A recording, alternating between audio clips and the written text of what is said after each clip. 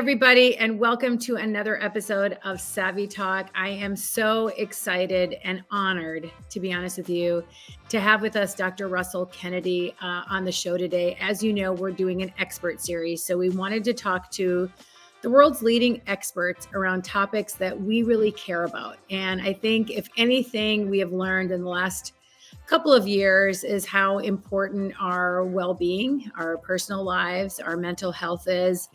And anxiety has been one of the words that has come up a lot. And now people openly talk about it and openly figure out how do we deal with it. And everybody on this planet suffers from some form of anxiety. And when we think about how to, level up and really improve ourselves, it doesn't just come from communications. It doesn't come from, being good at your jobs. You really got to be good with yourself. And to be good with yourself, you have to be in tune with what you're feeling and what you're going through. And I have been reading Dr. Russell's book. I have been following him, and I'm a huge fan of his work. And I'm so delighted to have him on the show today because I feel like he's going to bring everyone listening tremendous, tremendous value. And I also have an ulterior motive. I want to help him scale his story and message because I think he can help a lot of people. And I also want to get him to Dubai. And so I'm like, Dr. Russell, how can we work together? And so I'm really, really delighted to have you on the show today. Thank you for joining us.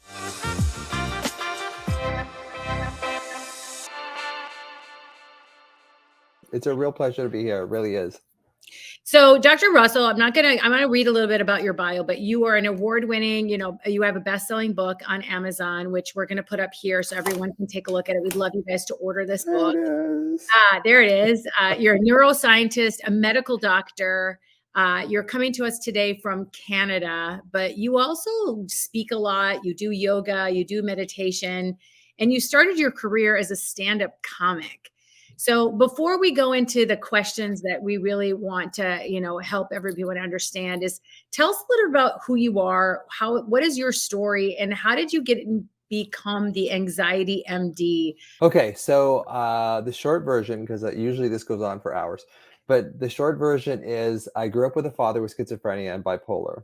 So life was chaotic, in my house. And so I got used to always being prepared and hyper vigilant for the other shoe to drop because my dad was never abusive or violent, but he would lose his mind, right?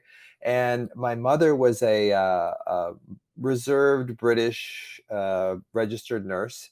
So she wasn't really able to give my brother and I kind of the love and the affection. Like, she took care of us, like structure, roof over our head, meals, all that sort of stuff. But we're British. We don't need any help. We stiff upper lip and all that. So you can't give what you didn't get. So I didn't. So my little joke was my mother was neurotic, and my father was psychotic. So my own psyche didn't stand much of a chance. So I developed this anxiety disorder. Probably in my late teens. When I look back, I really started seeing, like, I started having health anxiety in my late teens, and that grew as I got into medical school, of course, because the crucible of medical school is going to bring up anything that is, kind of, if you got a bit of a screw loose in your head, which a lot of medical doctors do, because why would you sacrifice 10 years of your youth to go and do this, this thing of being a medical doctor? So the anxiety in medical school just got worse and worse and worse. And eventually I practiced for like 22 plus years, and I kind of burned out. I did burn out. Yeah. And I got a little tired of the medical model of just, giving prescriptions, and because I could see things. Here's the thing about me, my little gift is that I can see the trauma in you, right? So I can see the trauma in people. I know where it is. I can find it. I can help you bring it up to the surface so you can heal it. So I saw all these people who would come in to see me about, chest problems or irritable bowel syndrome or migraines or whatever. And I could see that they were abused as children, or they had this, trauma when they grew up. So I got very frustrated doing that. So I left medicine and I started doing this about 10 years ago. And I do intuitive sessions for people. And I really just want to help people understand that anxiety really has more to do with a feeling state in your body, usually from unresolved trauma, than it does with your mind. Your mind is more this passive reflector of this old trauma that's still held in you. Most therapies try and fix the thoughts, and the thoughts are the byproduct. The thoughts aren't really the ultimate cause, although we believe they are because we have this horrible thought, then we have this horrible feeling, so we think, oh, it must be the thought, but the feeling was actually there before the thought. So that's my big thing. That's my intro. That's what I work on. You think anxiety is rooted in the body, in a Yep. feeling caused by trauma, not a thought, because everyone thinks it's in your head and like the anxiety just starts to go monkey mind or whatever they call that, where you just keep going and thinking and overthinking and overthinking. And Mhm. what you're saying is it's related to something that you're actually feeling in your body. Yeah. And I think, the short version of that, I hope, I'll try, is that when we're children, we experience a trauma that's too much for us to bear. Parents get divorced, have an abusive parent, an alcoholic parent, an addictive parent, whatever. It's too much for us to bear. So we repress it, as Freud would say, we repress it down into our unconscious. So we don't have to be aware of it because it's too painful. Now, the body is a representation of the unconscious mind. So that gets offloaded into the body, and it gets reinforced so often, that protective reflex gets so reinforced so often that that trauma energy is stuck in you, in your body.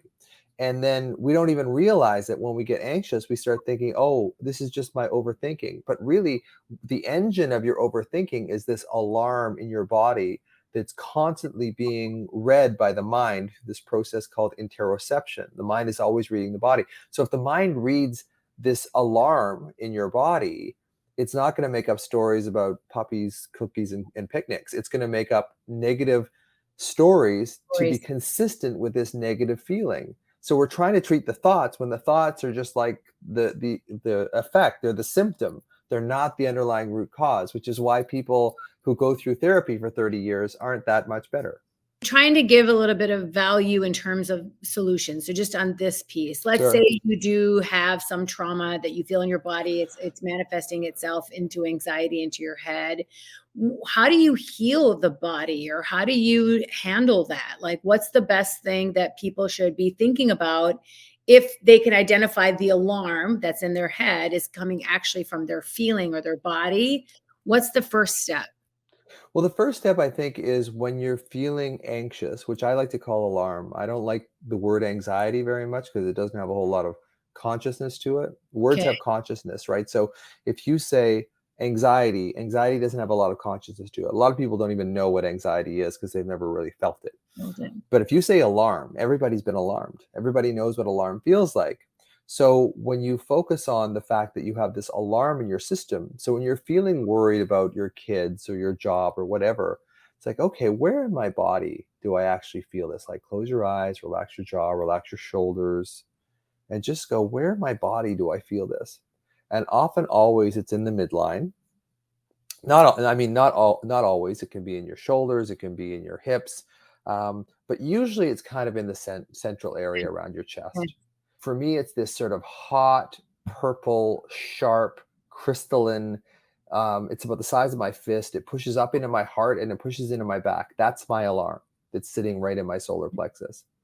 So once I found that, and here's the real kicker, and as a medical doctor, I want to freak out when I talk about this because it sounds so woo and so ethereal. But I believe that that alarm is my younger self trapped in that trauma that's trying to get my attention. Now, typically, what we do with that is it's like, this hurts. I'm going to push this away. So the analogy that I usually draw is, what if a child came up to you in a grocery store who had lost their parent and they had their hands up to be picked up because they needed comfort? Of course you would pick them up. Of Of course you course. would comfort them. But we don't do that for ourselves because that child holds our pain. So we push that child away, and that child just gets louder, and our alarm gets louder, and then our anxiety gets louder. So it just gets worse and worse and worse. So we're not actually, again, we're not actually healing the underlying cause, which is connecting with that feeling. Because I think that's how we do it, is we connect, put our hand over it, breathe into it, really connect with that feeling, because that is actually what's going to heal you at the root cause. Fixing your thoughts is good. I have nothing against cognitive therapies or talk therapy. It's just that talk therapy alone isn't really going to get at the ultimate cause, which is this alarm stored in your body, typically from unresolved trauma. And I'll just finish up by saying, Yeah. people always say, well, everything isn't about childhood trauma. It's not. You can have inherited family trauma. The number of people that I see that said, I had a great childhood, my parents were wonderful, And I said, well, Hmm. go and ask your parents if you had a separation from, it's like, yeah, when I was born, I was in an incubator for a month, or my parents went away on vacation when I was 2 years old for a month, like it's, you look back and you see these separations, and you clearly I can see them, and people tend to minimize their traumas from their parents because they had to tell themselves, oh, it's okay if dad hits me. It's okay if dad's drunk. And they tell themselves that so often that when I ask them, how was your childhood? They say, it was really good. And they ignore the fact that their father was an abusive alcoholic. They ignore the fact that their mother was schizophrenic. They ignore all these facts because since they were children, they've been telling themselves it's not that big of a deal. So when you ask them, they're not aware of it. So one of the things, the big takeaways, which is just building off the point you just talked about, was that all anxiety is separation anxiety. Can you explain that to us? Yeah, that's something I got from developmental psychologist Gordon Neufeld. And I've taken a bunch of his courses, and I think he really hits the nail on the head as far as why our kids are suffering so much with anxiety. So it's a separation of some kind. Typically, it's a separation from you, from your parent. Okay. And then what happens is you start judging, abandoning, blaming, and shaming yourself as a child because the crap that goes on in your household, you can't blame your parent because your parents are seen as these omnipotent figures that are looking after you, right? So there's only one person left to blame, which is yourself. And there's this great saying that says if you abuse, neglect, or abandon a child, the child doesn't stop loving the parent, they stop loving themselves. So that sets the seeds of this split that occurs when we're younger. And then because we feel negative towards ourselves, our mind, which is a compulsive meaning make sense machine, it makes sense of how bad we are. And then it tells us that over and over and over again. And as we split, as we get older, and that split becomes wider and wider and wider, and we get so used to judging, abandoning, blaming, and shaming, what I call jabs, taking these jabs at ourselves, that of course we're going to create this alarm in our system. So It's just a natural jabs byproduct. again is explain jabs again. Okay, so JABS is a little acronym. I got through med school with acronyms. Like everything is, I remember everything like making it a word about it and then going from there. So it stands for self-judgment, self-abandonment, self-blame, and self-shame, which is Great. what happens to a child when there's stuff in their environment, in their household that they have no control over that's bad. Can't blame the parents. They got to blame themselves. So when you blame yourself, you start thinking of all these reasons because your mind has to make sense of why you're blaming yourself. So you think of all these reasons why you're bad. And Hmm. this is how it starts. This is how eating disorders start. This is how depression starts. This is how anxiety starts, is this fundamental split from ourselves, typically in childhood, that doesn't allow us to be joined. So all anxiety is separation anxiety, and it's mostly separation from yourself. Now it started probably from a separation from your parent, but you take that ball and you run with it. There's things like situational anxiety. Yeah, Like I get a little bit anxious before I travel. Like sure. I'm leaving for Dubai tomorrow. I know. I'm feeling a little bit anxious in my stomach. It's actually, it happens to me almost every time I go overseas. Not when I travel in the US, Okay. but I get anxious before I travel, or sometimes before I get, someone who's listening, does a big speech. I don't get anxious when I go to speak, but some people get really anxiety over like public speaking or before an interview. Like there's a situation that causes them to feel stressed. Maybe they call it anxiety. Yeah. So how do we know if we're just a little bit stressed out or if we actually need to learn techniques to manage our anxiety? Yeah. I mean, with specific events, like if you're going away on an overseas trip, or you're going home for Christmas, these are intense events. So anxiety is just an activation of your nervous system in Okay. general. And everyone has it to some point. We have this sympathetic wing, which is kind of fight or flight, and this parasympathetic wing of our nervous system, which is rest and digest. So when we get excited about anything, our sympathetic nervous system will rise up. Now, if you have the anxiety template in your system already, when that sympathetic nervous system rises up, there is this sense of alarm in your system, or at least activation. And typically, what the mind will do is when we have felt this sensation before, there has been something scary in our lives. So What we look for then to make sense of that is, okay, I'm feeling this sympathetic activation. What is scary? And then we go, well, I'm traveling overseas. I'm going back home to see my parents, whatever. Now, the story that you make around that is going to be really critical. And this is leaning back to the healing part, is that once you learn that you don't necessarily have to add a negative story to that and just sit with that Got feeling will pass. Now, the proviso of that is if you have, severe emotional, physical, sexual abuse, it doesn't pass that quickly, Yeah. and we need some help with that. But in general, it's really a disconnection from yourself. And it's like, how can you, if you think of the travel, can you find that energy in Yeah. your body? Yeah. So basically, I need to tell myself I'm going to be safe when I get there. Everything is going to be fine. And like I've taken a million trips before. Like That's it's one the thing. thoughts that I add to the feeling in my stomach that makes it worse. Yeah, but that's the cognitive part, Ma. So okay, now for a second, when you think about this overseas trip, if you close your eyes for a second, just relax your shoulders, relax your jaw, feel your butt in the chair, feel the support of that chair kind of supporting you because it's connected to the earth. So if you scan your body and you think of this sort of fear, is there a place in your body that kind of goes, hey, this is a little like achy or pain or pressure sensation? Just a little, I just feel a little nervous in my stomach. Okay, so put your hand over that and just see if you can connect with that feeling in your stomach. And then if you can breathe into it, if you can just allow it to be there and even embrace that feeling, even though it feels uncomfortable.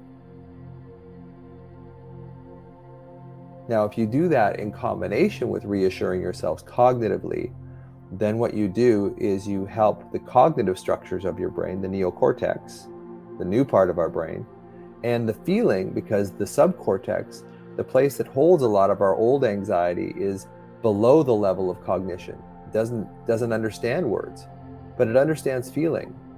So if you can take some deep breaths, breathe into that area, put your hand over it, really reassure it and look at it as little Maha. Did you experience when you were younger a separation from your parents where you went away a long distance? Yes.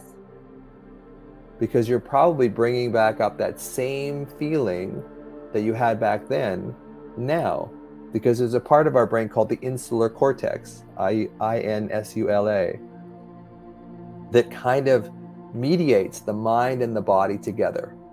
And I believe that when we go through traumas as a child, and they don't have to be big traumas, that insula creates a mental picture of your body at the time the trauma was happening. So it kind of recreates the past in your body. And as soon as that past in your body is recreated, the thoughts that were consistent with that feeling will just automatically come into your head. Yeah. You think because you've thought them, they have credibility when they really don't. Like, I'm afraid of this trip. Well, you've done this trip many, many times before.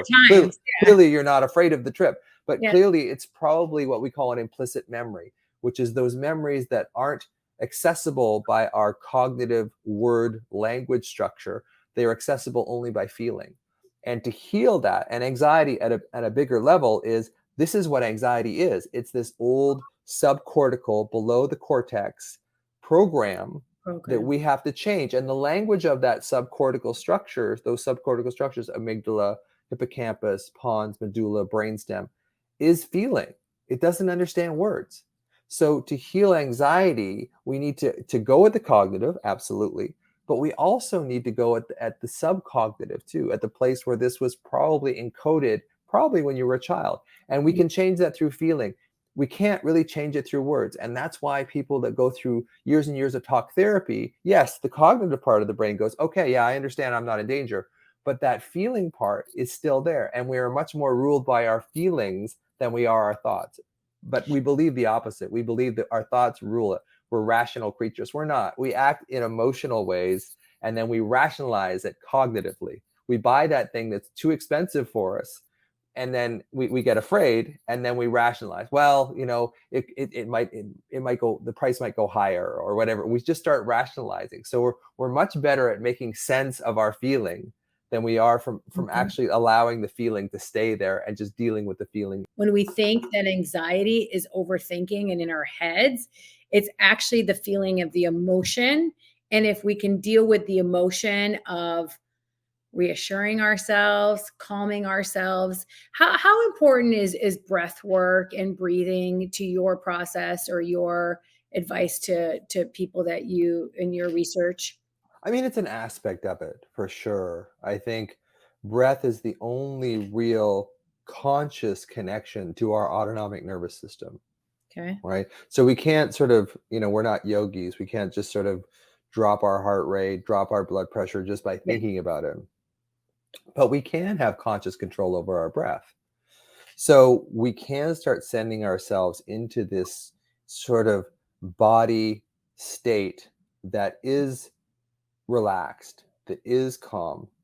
Because here's what happens. So, one of the things I like to say is that there's this old Henry Ford saying that says, whether you can or you can't, you're right. So, your brain will support you regardless of which choice that you make. So, let's say I'm a younger man, I see a woman that I would like to ask out. Now, if I walk over and ask her out, what'll happen is the endogenous opiates in my brain, runner's high kind of chemicals that we get, will activate when I'm facing a threat. If I'm proactive about that threat, I will secrete dopamine, which will tell me, hey, you're on the right track. Go and ask this person out. Now, if I decide no, she's going to reject me or whatever, my brain will also support me. It'll start creating cortisol. It'll start creating norepinephrine in my brain, which says, hey, hey, hey, danger, danger, danger. The stress hormone cortisol. Exactly. So basically what happens is you create your own reality in that. So as soon as you move away from something, your brain says, okay, we're in danger. We need to move away from this thing. And it will support you with survival physiology. Now, if you actually move towards it, and my youngest son just started college, so he, of course, there's a lot of anxiety about going in. Of And I said, course. hey, when you're in there, when you're walking, lean forward on your the balls of your feet, like move, feel forward, and really feel like your shoulders are moving forward. You're moving forward because that almost tricks your brain into giving you endogenous opiates, kind of the runner's high thing, and dopamine, which tells you you're on the right track. Whereas Right. if you go in there going, "Oh my God, this is going to be terrible. This is going to be Yeah. hard," what if the teacher asked me a question? You're going to secrete dopamine or epinephrine and cortisol, which is of course going to make you more afraid and fire up that body even more. And the last thing on that is when we fire up all these stress chemicals, these survival hormones, is that we paralyze the part of our brain that would actually help us the most, which is the prefrontal cortex. So not only do we make worries when we're in this sort of pulling back, afraid stage, but we paralyze the part of our brain that would tell us, hey, those worries really aren't real, right? So we lose the part of our brain that tells us, that reassures us, and then we start making up worse and worse worries. So we actually believe the worries, which of course goes into our body, which of course puts us farther into survival physiology and start this cascade that we can't get out of. So breathing, to answer your original question, is one of those things that brings us back into sort of presence in our body. Prefrontal cortex comes back online. We start thinking, hey, I'm not in as big trouble as I think that I am, which allows us to kind of just relax, get our faculties back, and follow that. Follow. Okay, I can do some more breathing. Andrew Huberman talks about the physiological sigh. 2 quick sniffs in through your nose, and then long, slow exhale through your mouth. And I have this little process that I teach my anxiety peeps, which is 3 sniffs in, really expand your chest, hold it at the top, and see if you can feel the stillness at the top of your breath. And then close your mouth, close your teeth, and then breathe out through your teeth, making a hissing sound. Really elongate that exhalation. And as you listen to the hissing sound, imagine in your mind's eye an overinflated tire that's just starting to relax, that's just starting to decompress. So it goes like this. So you go, really expand, hold, feel the stillness at the top, and then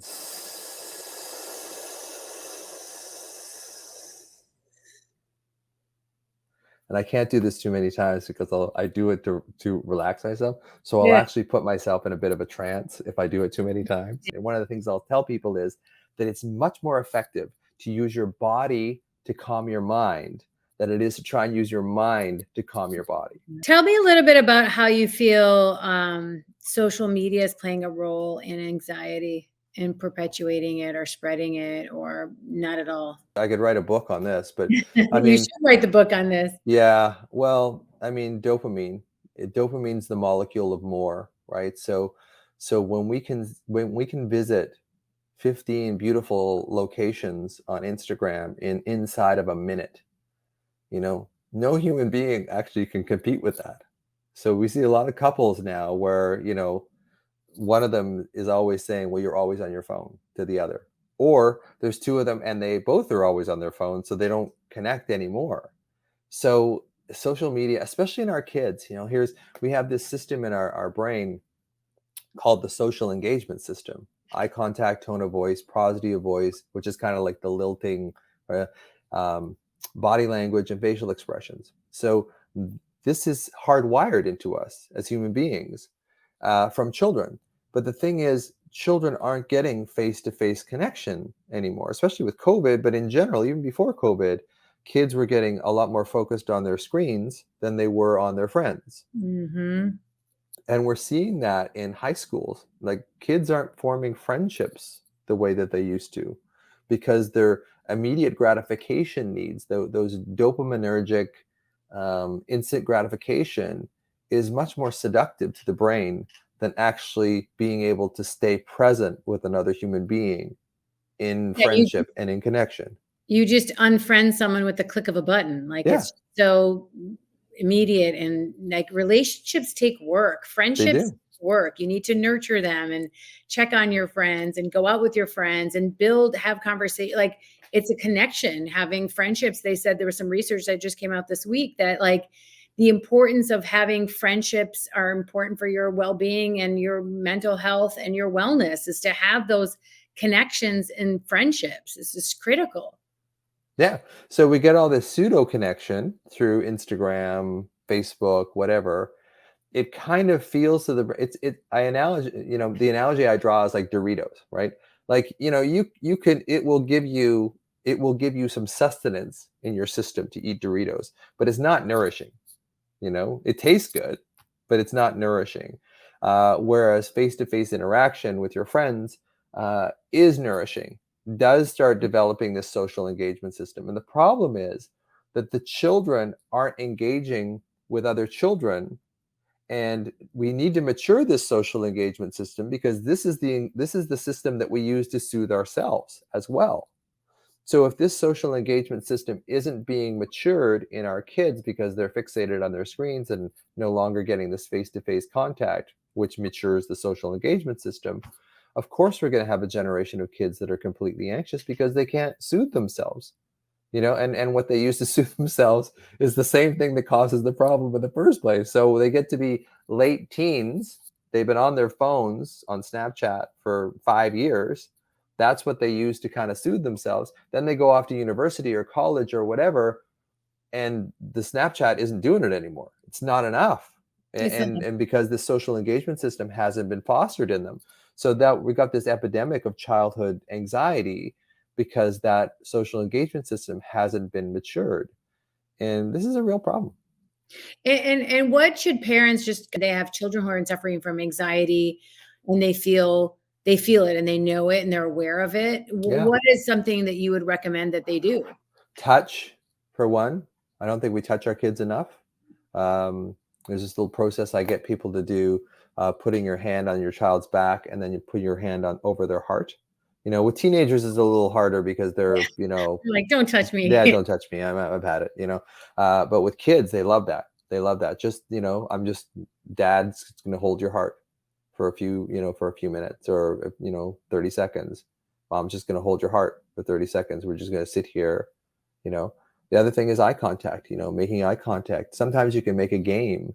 Around the table with smaller kids. It's like, okay, what am I feeling when my face looks like this? And you go like you make a smile or you make it like that, And the kids actually go, oh, you're feeling like angry or upset. It's like, yeah. So what you're doing is you're engaging their social engagement system Got face it. to face, because we have a part of our brain specifically devoted to recognizing faces. That's why, when you put a circle and then a couple of slits and a line, we will see that as a face. And there's a if people have a stroke in that area, they get something called propopagnosia, which is basically the inability to recognize faces. So we have a dedicated structure in Wow. our brain to recognize faces. So if we use that, especially with our kids, facial expression, even if you have a little game with your kids, we're going to make eye contact for the next 15 seconds, and we're going to, just connect. And if you can do that sometimes with your hand on their chest, sometimes it's too much for them, because especially if kids haven't had this connection and you're all of a sudden given, so you gradually bring in, so touch, breathing together, it's like we're going to breathe together, so that when they do miss the winning goal in the soccer game or whatever, and they're Mhm. really upset, it's like, okay, we've practiced this before. We've practiced putting our hand on our chest, connecting to each other, and breathing into ourselves as a way of soothing.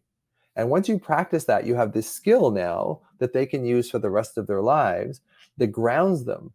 So we live in this cognitive society of just saying, it's okay, don't worry, this is all right. All this verbal stuff is fine. But unless you match that up with the feeling stuff and you get into the subcortical structures of their brain, which are developing at this Yeah. time, and show those subcortical, those deeper structures, that they are safe at a feeling level, not just at a thinking level, that's what really helps us, survive as a species, is this connection to each other, which we are losing, and there's another, book in that as well. So it's really about connecting with your kids, and it doesn't have to be long. Like, make it fun, make it a game, because as soon as you bring play into it, you activate the sympathetic, the fight or flight, and you activate the rest and digest at the same time. There are very few things that activate those systems at the same time. Typically, what activates the sympathetic, fight or flight, and the parasympathetic, rest and digest or withdraw, is trauma. So when you get traumatized, your sympathetic nervous system is all up. And then you also have this urge to kind of completely dissociate as well. So if you can bring that sympathetic and parasympathetic action together in a positive way, like in play, In play. you start teaching that child's autonomic nervous system that I can activate both at the same time. It doesn't mean the end of the world. It's actually something fun. So you start giving that program of sympathetic parasympathetic co-activation is trauma, and you give it a bit of a lobotomy. You change it so it's like, hey, I can be activated on both sympathetic and this Both. is why children play. And this is another thing we're losing. Like, children don't play. They sit there and it's like they play video games, which But they're basically just winds up their sympathetic nervous system without activating the parasympathetic at the same time. So they're creating more of the problem. So it's really about play. Can you get your kids to play more? Can you play with them physically? Can you play with them? Throw a ball around the house. Like, do something that engages so their playing body. games with your family, playing sports with your children will help activate both the fight or flight and the sympathetic. Especially if there's no goal to it, especially if no one wins, right? Because if somebody wins the game, then it's like the sympathetic rises up and there's a whole bunch of emotional stuff that goes along with that. But Yeah. just tossing a ball around the house. The other thing that one family does is they have a balloon, and they blow up the balloon and they make sure the balloon doesn't touch the ground, right? So they're all running around the house, like, you got to make sure that you don't, run into your china Break cabinet things. or whatever. But it's just, and they're all laughing and screaming because it's, you don't want it to hit the ground. Like, this stuff creates bonding within families, activates the sympathetic and parasympathetic nervous system, and engages the social engagement system. Like, it's everything you need, and it's everything we're not getting Teaching. these Yeah. days. Like, we need to activate our kids' bodies as well, and touch, and so that they feel safe at this subcortical level, not just reassuring them. Reassuring them is fine, but unless you get the feeling part of it too, and this is true with therapy as well. Like, if we're only dealing with changing your thoughts, you'll feel better, but it won't last. It won't So let. you have to add the feeling part. If you don't add the feeling part in, and play is one of those things that really activates the feeling part as well. So you get both. You need both to heal, is basically what I'm saying in this long rant. It's actually extremely valuable. Parents have to be equipped with different skills. Totally. They don't just need to put clothes on kids' backs and get them to school.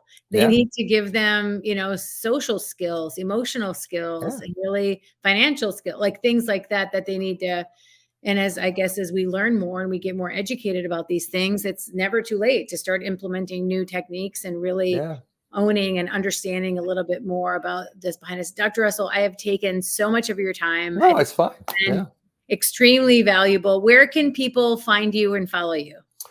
Probably the best place is Instagram, you know, and all my stuff is the anxiety MD, not the anxiety doctor, the anxiety MD. I am super grateful for you and your time. Thank you so much. Yo, you're welcome. And it's a pleasure to work with you. I really feel like we have a bond that we can work together with. Yeah, This is great. I really appreciate you reaching out. we're just getting started. All right. Thank Awesome. I you. love hearing that. Yeah.